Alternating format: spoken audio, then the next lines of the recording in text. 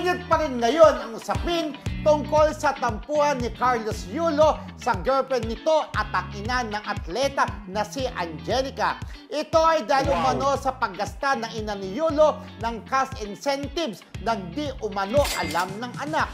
Samantala, damay din ang jowa ng atleta sa issue dahil tila distraction umano raw ito kay Carlos. Sabi ng ina, anong sa inyo mga kamarisol? Oo, yun na nga. Tutol daw ang mother niya doon sa Gina na ngayon. Oo, pero napanood ko yung interview ng nanay. Yung pera daw naman na ibinigay sa kanya ni Carlos Yulo. Sabi niya, ibinili naman ng bahay. Sabi niya, may nagastos ako yung portion ng pera niya. Sabi niya gano'n. Pero ina-explain nga niya doon kung saan napunta yung pera. Yun ang mahirap, no, Kuya Romel? No, sana it's not the perfect time.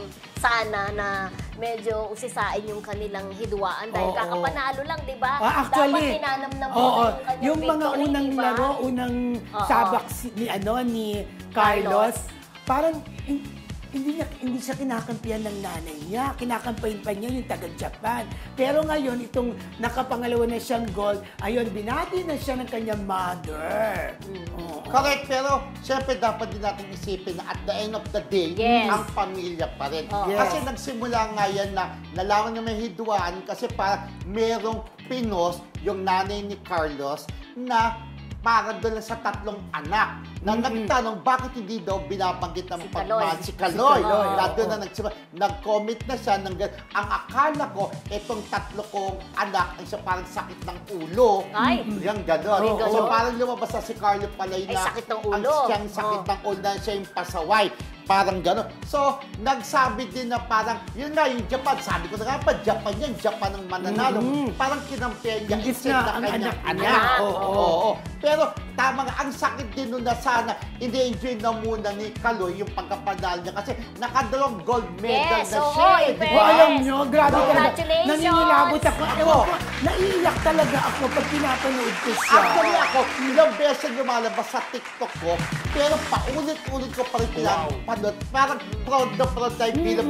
At saka ang ganyan nasa ikot-ikot. Lalo na yung pag Pag ganun tayo, di ba? Pinatugtog yung natin, yung pagninirang.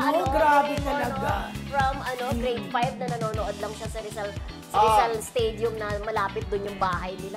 Imagine mo, di ba, doon nabuo yung kanyang pangarap, di ba? Sabi niya balang araw magkaka-gold din ako sa Olympics. Di ba?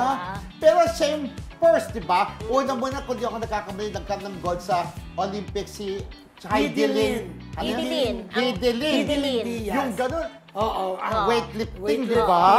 Ang ganda. Ito. Pero nakita mo, ang ganda first time daw natin, sa Philippine history, first time natin makagold sa gymnastics, di ba? At first sa Southeast Asia.